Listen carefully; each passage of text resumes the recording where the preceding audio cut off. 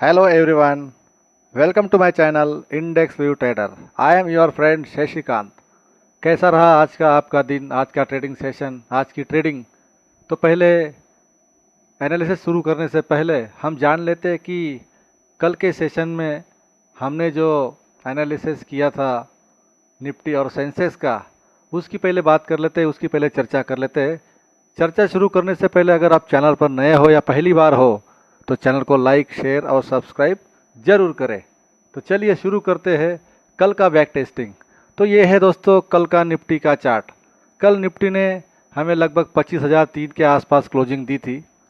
तो आज लगभग मार्केट गैप अप ओपन हुआ और जो पहला लेवल था 25,112 उसको सबसे पहले मार्केट ने हिट कर दिया और दिन भर उसी पहली लेवल के आसपास ही मार्केट घूमता रहा और लगभग क्लोजिंग 25,103, लगभग 100 पॉइंट प्लस जाके आज निफ्टी ने क्लोज कर दिया है।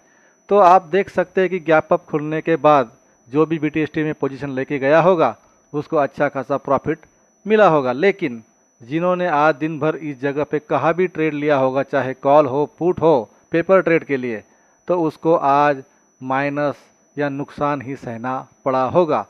तो आज मार्केट में कुछ ज़्यादा मूवमेंट गैप अप के बाद देखने को नहीं मिली और मार्केट एक ही रेंज में सिमटता हुआ रह गया।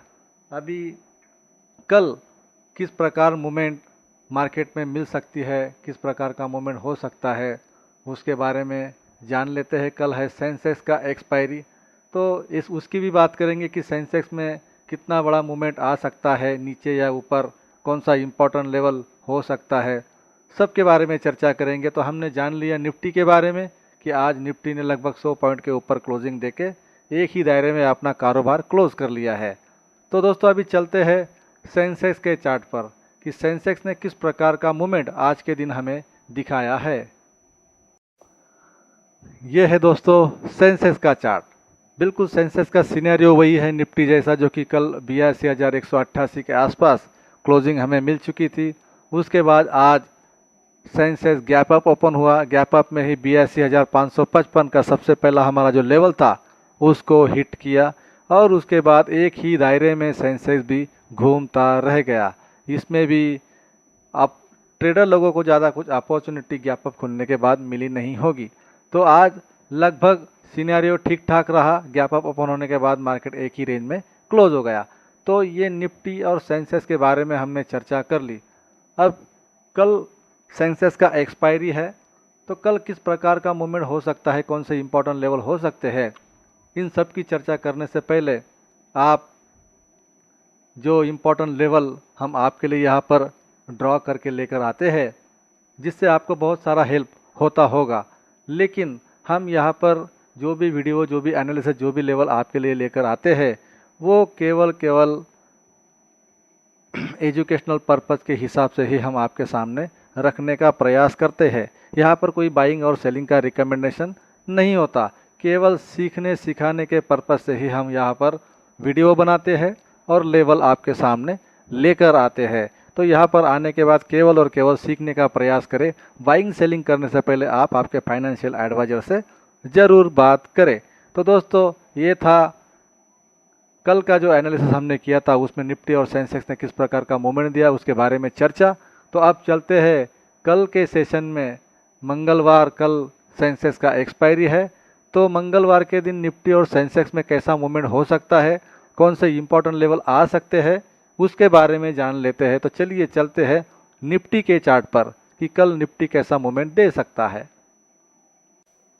तो दोस्तों सबसे पहले निफ्टी का चार्ट हम यहाँ पर लगा लेते हैं। ये है निफ्टी का चार्ट और निफ्टी के चार्ट में कल के दिन मंगलवार किस प्रकार मूवमेंट हो सकता है उसके बारे में हम डिटेल्स में एनालिसिस कर लेते हैं, बात कर लेते हैं। तो आज निफ्टी ने फाइनल क्लोजिंग 25,103 की हमें दे दी है, जो कि 100 पॉइंट प्लस में जाकर निफ्टी ने बंद किया है, पॉजिटिव जाकर। तो आज फिलहाल जो मोमेंटम था एक ही दायरे में निफ्टी ने गुजारा। तो कल अगर यहाँ पर फ्लैट ओपन होने के बाद में अगर निफ्टी ऊपर की साइड में निकलता है तो 25,220 रजिस्टेंस के रूप में सबसे पहला लेवल हमारे सामने आ सकता है, इस पर हमारी नज़र होनी चाहिए।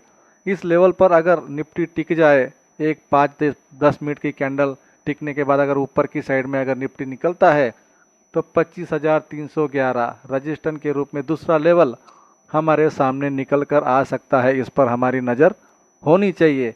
या अगर सस्टेन होकर ऊपर की साइड में निफ्टी निकले तो 25,411 मजबूत रजिस्टेंस के रूप में तीसरा लेवल हमारे सामने आ सकता है, तो इस पर हमारी नज़र होनी चाहिए। अगर फ्लैट ओपन होकर निफ्टी नीचे की साइड में निकलता है तो 24,988 सपोर्ट के रूप में सबसे पहला लेवल हमारे सामने आ सकता है। यह सस्टेन अगर नहीं हो पाया और नीचे की साइड में निफ्टी निकल गया तो 24,880 सपोर्ट के रूप में दूसरा लेवल हमारे सामने आ सकता है। यहाँ निफ्टी अगर टिकने की कोशिश करे, अगर टिक नहीं पाए और नीचे निकल गया तो 24,755 मजबूत सपोर्ट के रूप में तीसरा लेवल हमें नज़र आ सकता है। तो इन लेवल पर हमारी नज़र होनी चाहिए, ध्यान होना चाहिए। तो निफ्टी में सपोर्ट के रूप में 3 लेवल और रजिस्टेंस के रूप में 3 लेवल, ये लेवल हमने आपके सामने ड्रॉ करके रख दी है।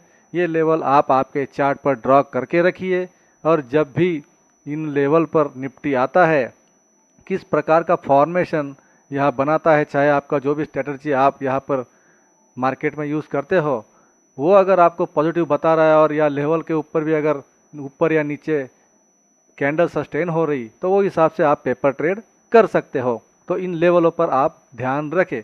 अब चलते हैं सेंसेक्स के चार्ट पर, क्योंकि कल है सेंसेक्स का एक्सपायरी और सेंसेक्स के एक्सपायरी के चलते किस प्रकार का मूवमेंट, कौन से इम्पोर्टेंट लेवल हो सकते हैं, उसके बारे में चर्चा कर लेते हैं। तो ये है सेंसेक्स का चार्ट। सेंसेक्स ने 82,445 की फाइनल क्लोजिंग हमें दे दी है, जो कि 256 पॉइंट प्लस में जाकर सेंसेक्स ने क्लोज कर दिया है। तो कल अगर इस जोन में फ्लैट ओपन होकर अगर सेंसेक्स ऊपर की साइड में निकलता है तो 82,955 रजिस्टेंस के रूप में सबसे पहला लेवल हमारे सामने आ सकता है। इसे भी पार करके सेंसेक्स अगर ऊपर निकल जाए तो 83,344 रजिस्टेंस के रूप में दूसरा लेवल हमारे सामने आ सकता है। इसे भी अगर क्रॉस करके ऊपर की साइड में सेंसेक्स निकले तो 83,777 मजबूत रजिस्टेंस के रूप में ये लेवल भी हमारे सामने आ सकता है।